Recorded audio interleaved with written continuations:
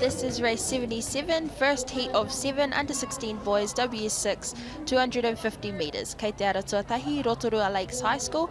Kei te aratua rua, St Patrick's College. Kei te aratua toru, Whakatāne High School. Kei te aratua whā, Manurewa High School. Kei te aratua rima, Mount Maunganui College. Kei te aratua ono, te kura iwi o whakatupuranga rua mano. Kei te aratua whitu, te kura kaupapa Māori o te rangi a Niwaniwa. Kei te aratua waru o Pononi Area School, kei te aratua iwa, te wharekura o Maua, kei te aratua Ngāhuru Waiheke High School, kei te aratua Ngāhuru Mātahi, te wharekura o te Rau Aroha, me te aratua Ngāhuru Mārua Ruapehu College. And we have a green flag at te whānau, kua timata ngā reihi, te reihi, puta tuatahi te ihu o te ara, tua iwa, tua Ngāhuru Waiheke High School,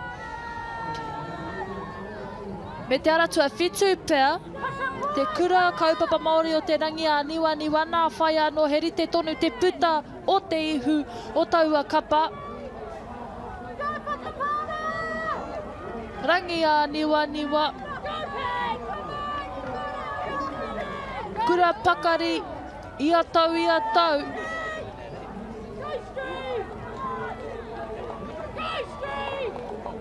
Ko tētahi ua pea o ngā take ono, ko te whakaako i tētahi tāngata, te urungi, te waka, pukenga nui tērā.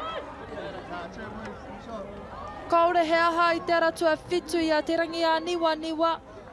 Tuarua ko te aratua Ngāhuru, tua toru ko te aratua Waru.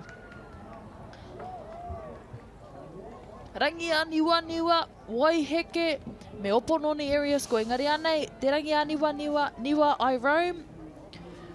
Ki te kore koe mōhi o I Roam, te kōmuri hanga o Māori. Koe rei, i take mai te ingoa I Roam, i te kapara. Anei te tōwaitanga.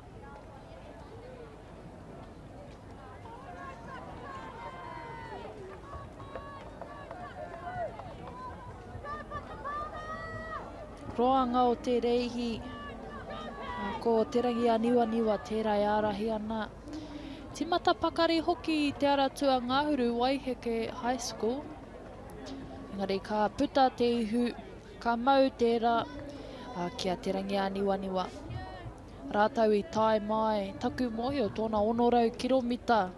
Te roa o te traiwa mai, kāhia haora.